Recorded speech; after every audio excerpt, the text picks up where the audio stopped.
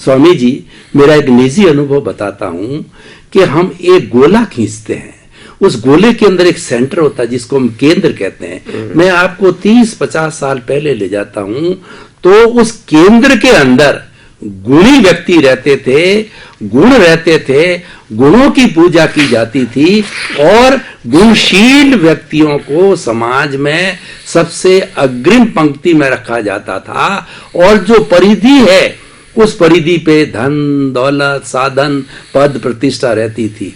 लेकिन समय बदला, आज स्थिति क्या हुई कि व्यक्ति के लोभ ने उस केंद्र में से गुणों को, गुणशील लोगों को पटक दिया परिधि में, और परिधि में जो धन दौलत थी उसको मुख्य स्थान दिया।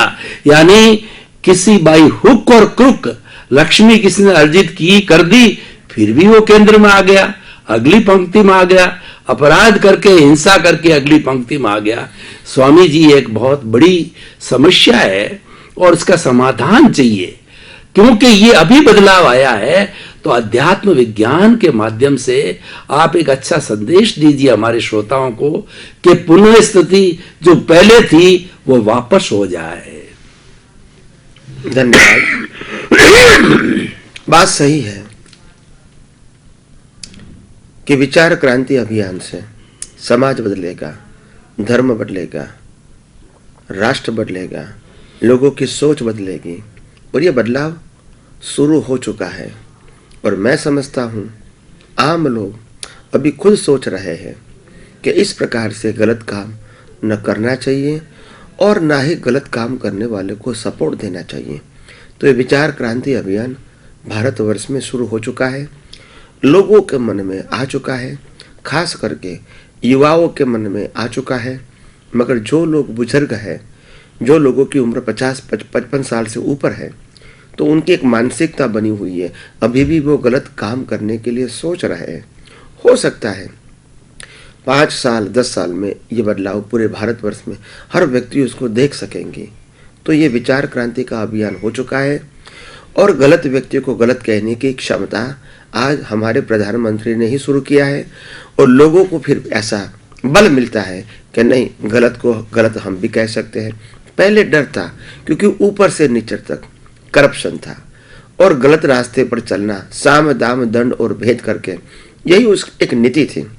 मगर आज वो नीति में बदलाव आया है और लोग समझते हैं अगर गलत को ही गलत नहीं कहेंगे तो फिर क्या होगा, समाज में गलत परंपरा को सपोर्ट मिलेगा और गलत परंपरा में चलने में और भी लोगों को आकर्षण होगा। मगर ये धीरे धीरे परिवर्तन हो रहा है हमारे देश के लिए, हमारे देश के लोगों के लिए और पूरे विश्व को प्रेरणा देने के लिए भारतवर्ष की उन्नति बहुत जरूरी है, हो भी रही है।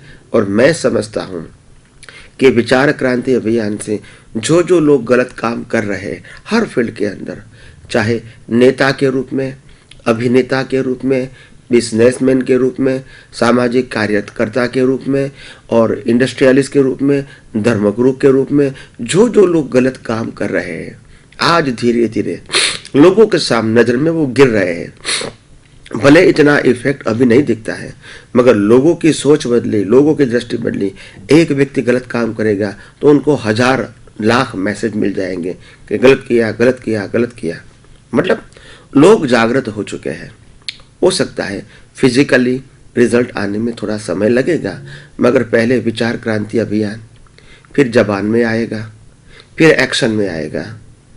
तो धीरे धीरे ये क्रांति हो रही है और मैं समझता हूँ पहले जो प्रवाह था गलत कामों को करना और इसको बढ़ावा देना, और आज प्रवाह उलट हो गया है, गलत कामों को सपोर्ट नहीं करना, विरोध करना और धीरे धीरे उसको समाप्ति की ओर आगे ले जाना। तो जो प्रवाह गलत रास्ते पर चल रहा था, इसको बढ़ावा मिल रहा था, वहाँ टर्निंग पॉइंट तो आया है, मगर धीरे धीरे वो कम होता जा भी रहा है, मगर इतना कम नहीं हुआ है जो आम आदमी उसको अनुभव कर सके। मगर ये प्रोसेस चालू हो गई है। 17 साल की जो 70 ईयर्स की जो प्रोसेस थी गलत काम को बढ़ावा देने की, तो अभी एकदम से तो बदलाव नहीं दिखेगा, मगर बदलाव आया है। लोगों की सोच बदली है, लोगों को लगता है कि गलत काम नहीं करना चाहिए, ये भी दिखता है। खास करके यंग जनरेशन में मालूम होता है कि हम गलत काम क्यों करते हैं। हम नीति से, न्याय से, मेहनत से पैसा कमा सकते हैं, क्यों हम अपने आप को लोगों के सामने गिरा देते हैं। तो धीरे धीरे यंग जनरेशन में सोच बदली है। बुजुर्ग लोगों में सोच बदलने में थोड़ा समय लगेगा, क्योंकि इतने साल से वो सोच पक्की हो गई है। मगर धीरे धीरे मैं समझता हूँ ज़्यादा से ज़्यादा 25 साल के अंदर, 25 ईयर्स के अंदर भारतवर्ष की जो आनंद खुशहाली है, जो विश्व को प्रेरणा मिलने वाली है, ऐसी हमारी संस्कृति, सभ्यता, मर्यादा और लोगों की सोच पूरे विश्व में छा जाएगी, ऐसा मेरा पूरा विश्वास है। स्वामी जी बहुत बहुत धन्यवाद हमें संबल देने के लिए, हमें उपदेश देने के लिए। स्वामी जी, आज भारतवर्ष में अपराध चरम सीमा पे है। घर से स्टार्ट करें तो घरेलू हिंसा, पति पत्नी को मारता है, अपने माता पिता को मारता है। समाज में देखें तो लोग इतने इतने बुरे काम करते हैं कि मसाले में मिलावट करते हैं, शराब में मिलावट करते हैं और उसके दवाइयों में मिलावट करते हैं। हर चीज के अंदर अपराध बढ़ते रह रहे हैं, आतंकवाद बढ़ रहा है। कुछ चंद लोग पूरे देश को हिला देते हैं, विश्व को हिला देते हैं, दहशत के अंदर डाल देते हैं।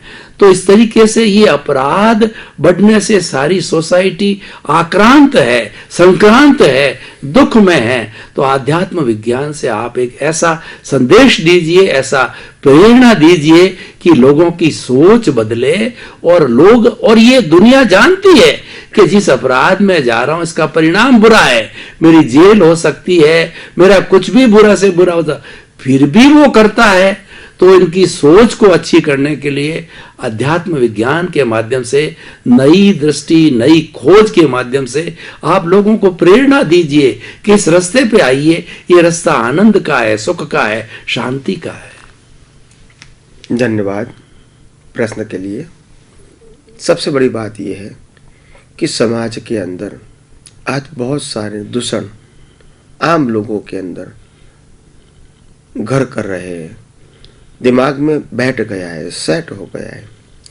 इसका आध्यात्म विज्ञान की दृष्टि से एक ही कारण है, लोगों को भौतिक सुख और 5 इंद्रियों के विषय में बहुत डीप डूब गए हैं।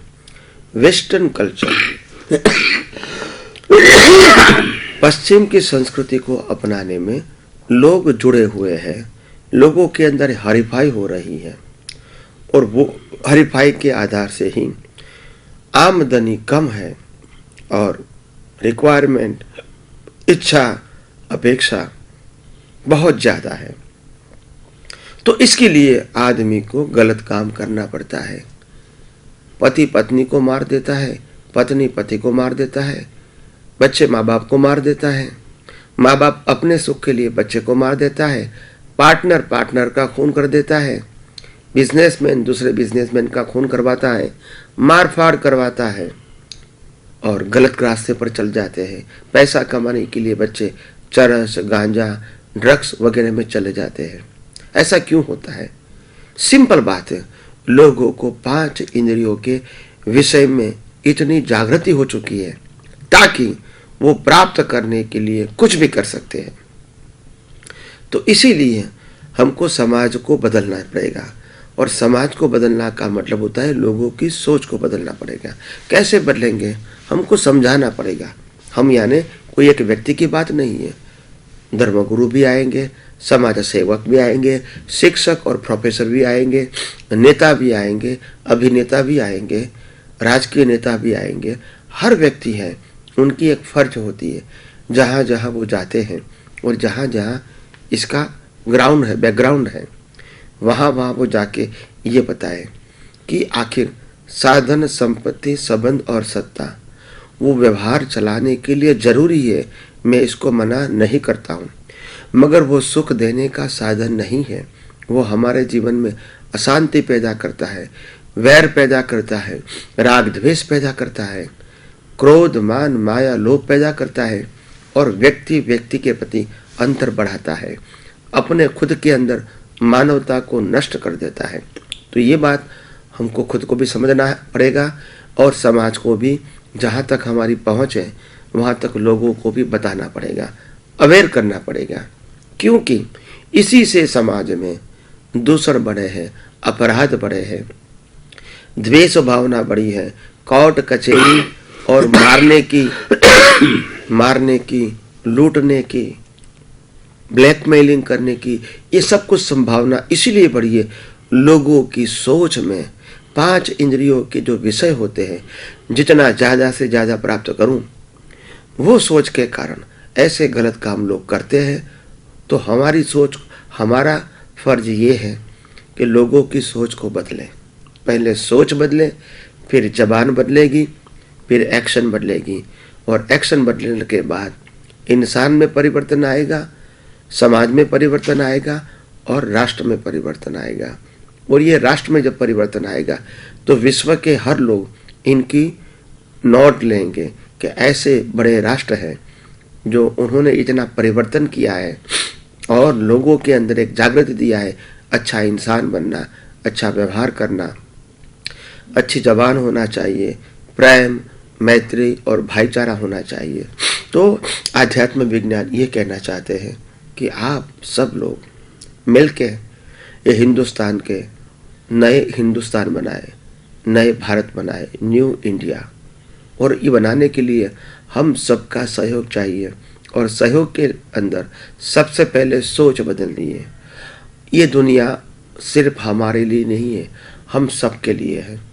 तो हम जो कुछ भी पाते हैं इसका उपभोग हम तो करेंगे ही, मगर हम उस साधन को अगर ज़्यादा है तो दूसरे को भी वो बांटेंगे ताकि वो भी उस साधन का लाभ ले। चाहे वो साधन व्यक्ति के रूप में है, चाहे वो साधन पैसे के रूप में है, चाहे साधन उपभोग के रूप में है, उपयोग के रूप में है, मशीनरी के रूप में है, ज्ञान के रूप में है और कोई प्रकार की शक्ति के रूप में है, मगर बांटना वही मनुष्य का एक फर्ज बनना चाहिए। और मैं समझता हूँ कि हिंदुस्तान के अंदर अच्छे दिन आने वाले हैं, उसमें कोई संशय नहीं है। फिर सोच इतना ही है, हमारी राय इतनी ही है, हर व्यक्ति को कम से कम खुद की सोच बदलनी पड़ेगी और लोगों की सोच बदले ऐसा प्रयास भी करना पड़ेगा और भाव भी करना पड़ेगा कि हे माँ भारती, हे भारतवर्ष के देवी देवताएं, हे सर्वशक्ति साधु संत और पवित्र सन्यासी, आप सब इस राष्ट्र को, राष्ट्र के लोगों को बदलने में अच्छा सहयोग दो और आपकी क्षमता, आपका चारित्र, आपका ज्ञान, आपका दर्शन का लोगों को लाभ मिले, ऐसा कुछ न कुछ अच्छा प्रयास करो। तो मैं समझता हूँ राष्ट्र और राष्ट्र के लोगों की सोच बदलना डिफिकल्ट नहीं है और अवश्य होगा, ये भी मैं मानता हूँ।